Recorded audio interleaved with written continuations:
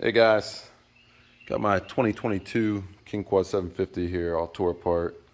It's been a lot of questions in the Facebook groups and whatnot about these roller weights and the different transmission ratios that you can get from different weights and whatnot. And I sent away a couple of weeks ago, got my Coop Mod 3 done, and I didn't really notice in the beginning, but let me see.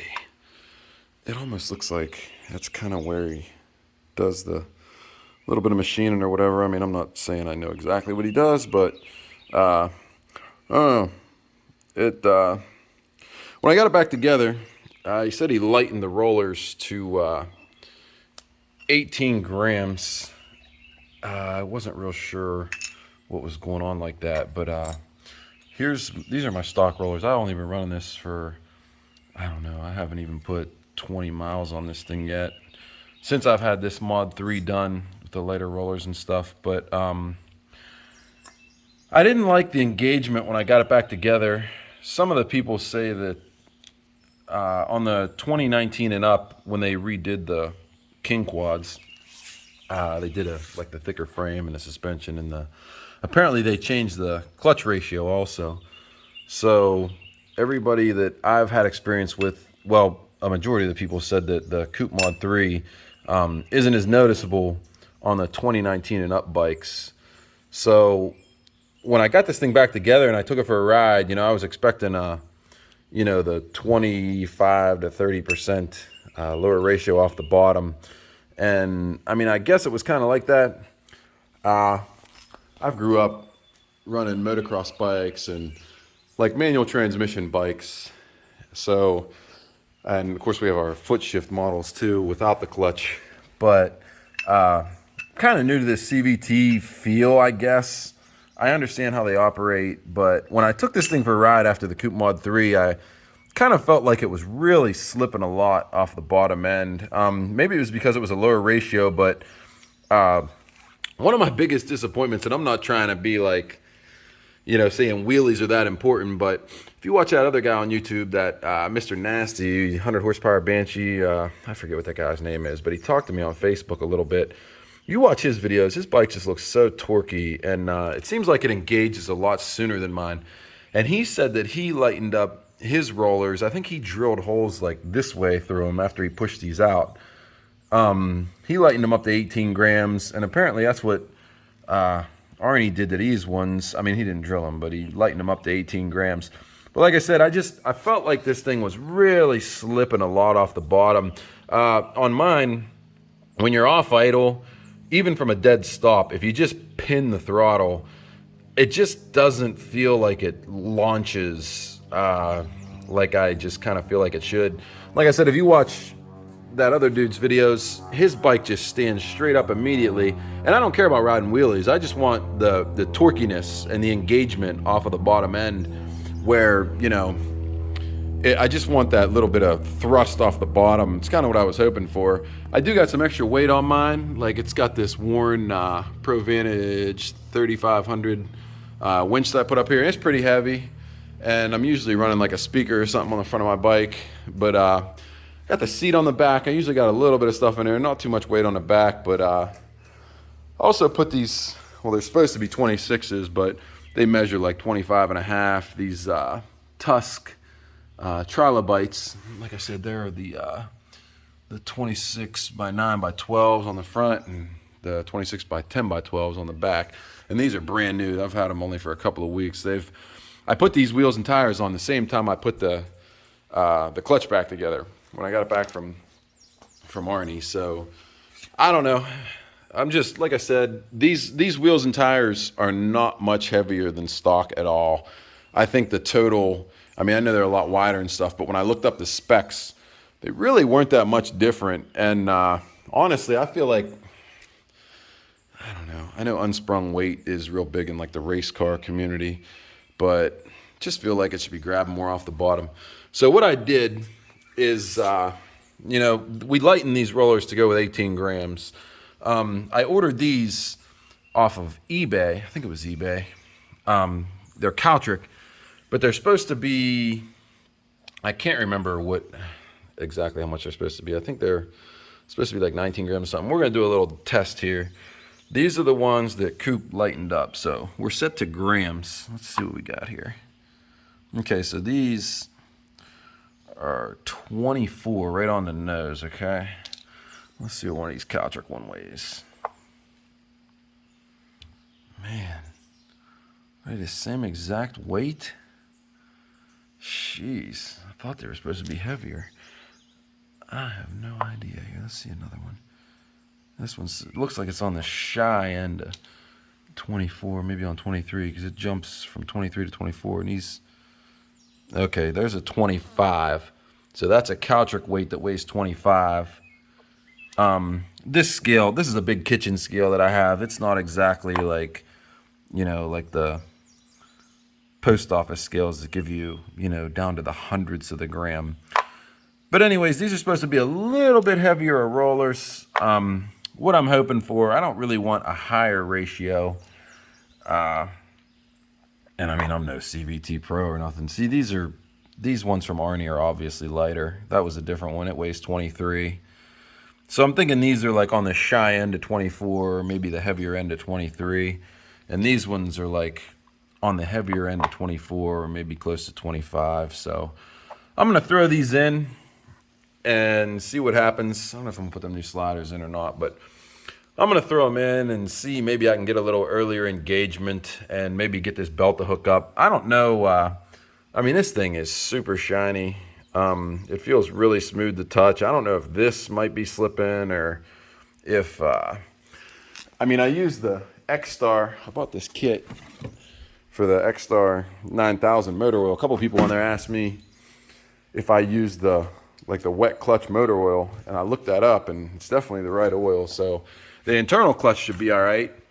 So I don't know what's going on. I don't know if I'm maybe just expecting too much or whatever, but this thing doesn't have very many miles on it at all. I mean, you're talking 230 miles, and I broke this thing in properly. Like I babied it for the first however long it was supposed to be, 100 miles or whatever, before I did the oil change. So I'm going to get this thing buttoned back up. The stock belt is on properly. The arrows are going the right way. Maybe these are the arrows down here. But anyways, the arrows, let me see if I can move this a little bit. There. Okay, there's the arrows. See, they're obviously pointing forward. It's in the proper rotation. I originally thought, there was a couple people who said maybe I put the belt on backwards when I put it back together. So I thought that was an issue. That's why I actually tore it back apart this time. And one thing I noticed when I put this thing back together is, man, these spots on here were so rough. Like, it almost looks like these things, I don't know what happened here.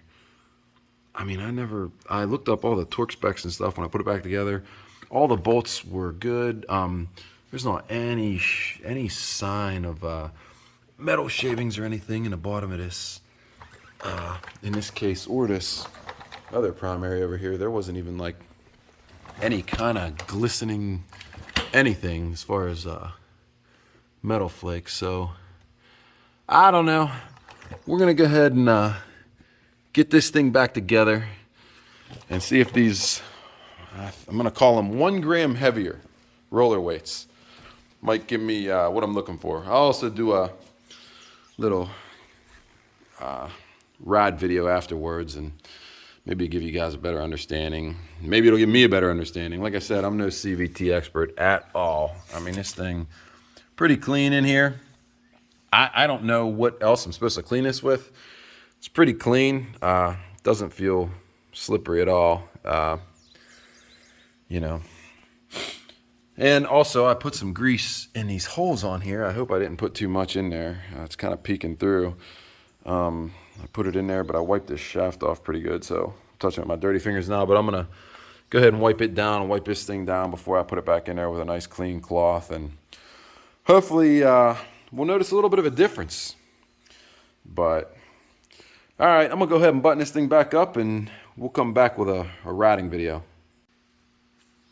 All right, we got it all bolted back together, everything torqued to spec, and kind of cleaned up a little bit. I like to keep a nice clean machine. Anyways, I'm gonna get this thing warmed back up again and take a little ride video through the yard and let you guys hear how this thing engages across the RPM range. I'll try to maybe get the speedometer in the shot too. And everybody that takes their bikes for rides, you can obviously hear how they rev and kind of get a feel for how they're engaging. So let me get this thing warmed up. We'll take a ride. All right, we're up in the field up here. I don't got much room to stretch this thing out too much, but we are in high, and we're just going to do a little bit of a launch here and see how it sounds and how it acts. Ready? Try to get my throttle in here too. Oh, maybe I can't do that. I only got one hand here.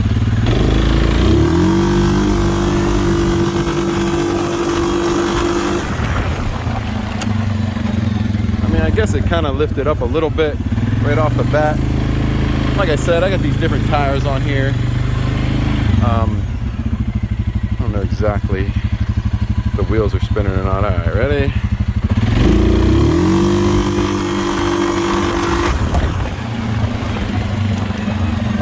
This isn't a very big field either. It's probably, I don't know, 150 yards across.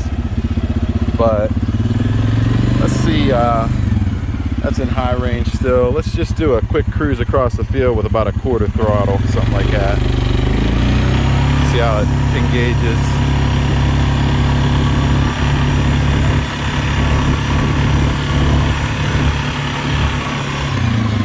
Seems pretty good. I think I really like these. I think these are right around stock weights on the rollers. I think I like them better with the Coop Mod 3 or whatever he does. But let's try low range now. Alright, ready?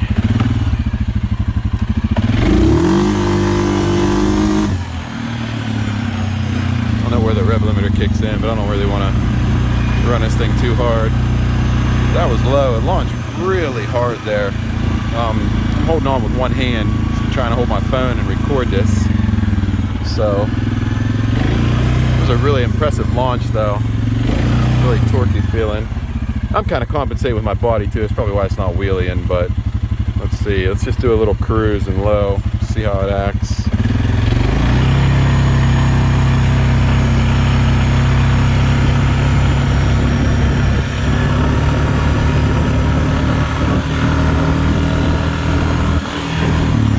See, that's like the perfect, just general trail riding range there, in my opinion.